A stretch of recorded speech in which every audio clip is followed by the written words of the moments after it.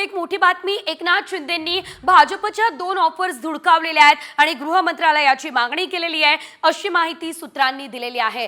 तर गृह खात्याकडून चांगली खाती यासोबत शिंदे गटाने मागितलेली आहे आणि आता शिंदे गटाच्या पदरात नेमकं काय पडतं हे बघणं महत्त्वाचं आहे। भाजपकडून गृह खातं, वित्त खातं, महसूल खातं अशी काही चांगली खाती एकनाथ शिंदे यांनी मागितली असल्याचं कळत आहे।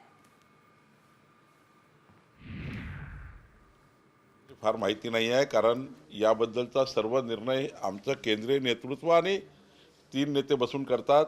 संघटनेचं काम आहे, आमचं काम आहे की संघटनेच्या माध्यमातून आमच्या पक्षाला मजबूत करणे।